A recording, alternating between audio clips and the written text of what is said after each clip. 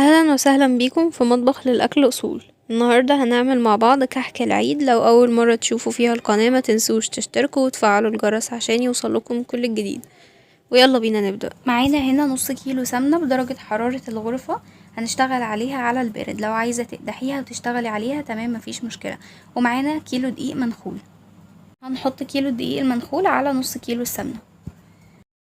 بعد ما حطينا الدقيق على السمنه هنحط عليها معلقه كبيره بيكنج باودر، ونبدأ بعد كده نعجنهم مع بعض. نعجن الدقيق مع السمنة مع البيكنج باودر، وهنحط بعد شوية عليهم ذرة ملح. والمرحلة دي اسمها مرحلة البس، ان انتي تشربي السمنة في الدقيق، مش مرحلة عجن ابدا. يعني هي هتفضلي ان انتي تحاولي تخلي السمنة تشرب الدقيق، كمية الدقيق اللي انتي حطيتيها كلها. هنفضل مكملين على نفس المنوال لحد ما نلاقي ان كمية الدقيق كلها اتشربت خلاص من السمنة، ما بقاش فيه ذرة دقيق في الطبق. بعد شوية وقت مش كتار قوي، يعني حصلنا خلاص على القوام اللي احنا عاوزينه، ان احنا خلاص الدقيق اتشرب من السمنة كلها. والعجينة تقدري تشكليها حتى لو لسه ما حطيتيش فيها بقية المكونات، بس انتي لقيتي ان تشكيلها جايز. دلوقتي معلقة صغيرة من الخميرة، معلقة صغيرة من المحلب، ده بنجيبه من عند العطار بس بنطحنه، ومعلقة كبيرة من ريحة الكحك. هنحطهم مع بعض على العجينة. بعد كده ممكن تحطي سمسم، السمسم ده اختياري، شوفي انتي عاوزة تحطي قد ايه وحطيه. انا هنا هحط 4 معالق ونص سمسم، لو عاوزة تقللي الكمية تمام، عاوزة تزوديها كان بها.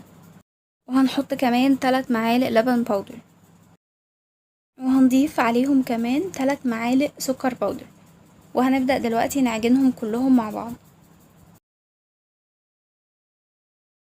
الخميرة اللي استخدمتها هنا انا واثقة من الجودة بتاعتها، واستخدمتها في كذا وصفة تانية واشتغلت معايا على طول، ما تعبتنيش في حاجة.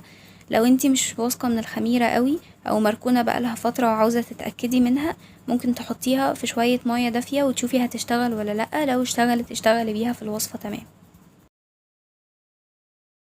هنفضل نعجن في العجينة لحد ما نحصل على القوام المناسب ليها.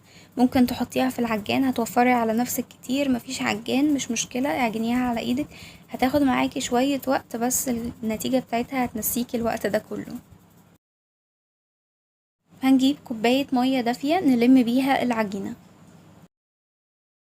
لو حابة تستخدمي بدل المية الدافية لبن مفيش مشكلة، بس الفكرة ان اللبن هيخلي طعم العجين يغير بعد فترة. يعني الكحك بعد ما تعمليه مثلا باسبوع او حاجة هتلاقي طعمه بدأ يغير، فعشان كده يفضل ان انتي تلمي العجينة بمية بس من غير لبن. لازم نلف العجينة كويس جدا ونخلي المية تتوزع في العجينة كلها، بحيث ما يبانش ان انتي اساسا حطيتي مية تاني، انتي خلاص لميتيها. بعد ما نحط المية ولمينا العجينة هنحط 100 جرام سمنة تاني غير السمنة اللي حطيناها في الاول، وهنبدأ نعجن من اول وجديد. بعد ما عملنا اخر خطوة اللي هي السمنة وحطيناها على العجين وعجناهم كويس مع بعض، هتلاقي العجينة ملمسها ناعم جدا معاكي، ولو فردتيها مش هتلاقي فيها اي تشققات. هي دي العجينة الناجحة اللي نبدأ نشتغل عليها. هنغطي العجينة شوية ونسيبها ترتاح لحد ما نعمل حشوة الكحك. هنستخدم لحشوة هنستخدم لحشوة الكحك الملبن. هنجيب الملبن ونقطعه قطع شوية صغيرة، ونحط عليها كوباية سمنة و4 معالق سمسم. عاوزة تزودي السمسم عن كده تمام، عاوزة تقلليها مفيش اي مشكلة. وهنبدأ نعجنهم مع بعض كويس، ونحاول ان هي تبقى خليط متجانس نوعا ما، ان انتي تقدري تقطعيها وتشكليها. لو لقيتيها مش اسهل حاجة معاكي في العجن ومعذباكي شوية، ممكن ترفعيها حوالي دقيقتين 3 كده على النار، وبعديها تشتغلي فيها وتقطعيها وتشكليها بكل سهولة.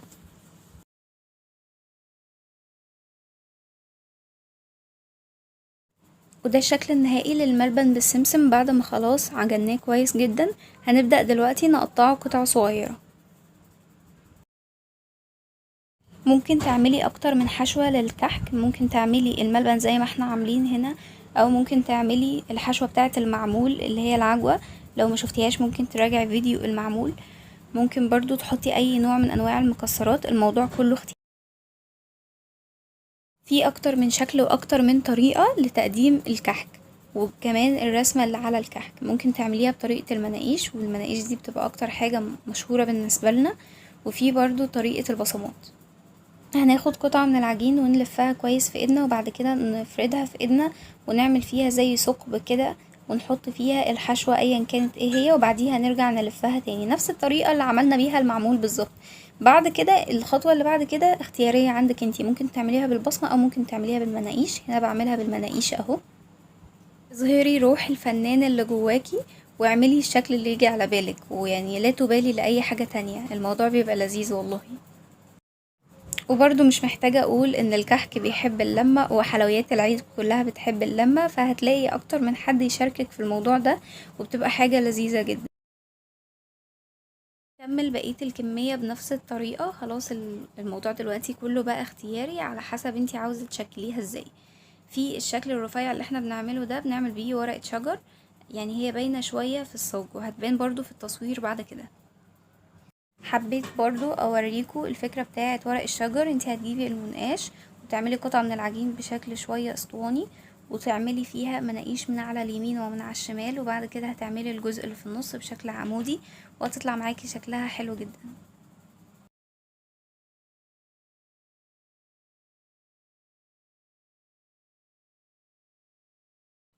ودي الكمية اللي طلعت معانا من كيلو دقيق واحد بعد ما شكلناهم، كل واحدة بشكل مختلف غير التانية، ممكن تبدعي فيهم زي ما انتي عاوزة. ودي الاشكال اللي عملناها زي ورقة الشجر كده شوية. عملنا صاجين ورق شجر ده من غير حشوة، وعملنا صاجين بحشوة الملبن. هنحطهم في الفرن على اعلى درجة حرارة لحد ما يستووا وياخدوا لون حلو.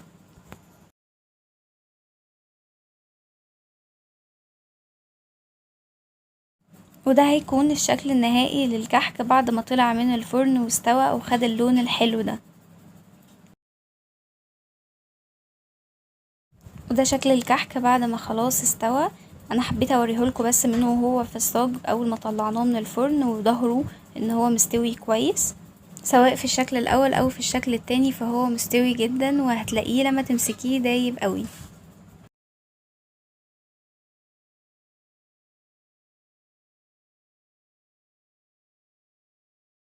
واخيرا الفقرة التي يحبها الصغار والكبار ايضا، فقرة السكر الباودر. ممكن ترشي سكر الباودر على وش الكحك، وممكن تسيبي كمية تانية برضو ما ترشيش عليها علشان لو في حد ما بيحبوش، مع اني اشك في ده. وبكده احنا نكون وصلنا لنهاية الفيديو. ما تنسوش تشتركوا في القناة وتفعلوا الجرس عشان يوصلكم كل الجديد، وكمان هنحط لكم طريقة المعمول في صندوق الوصف، واستنونا في كل جديد، وباي باي.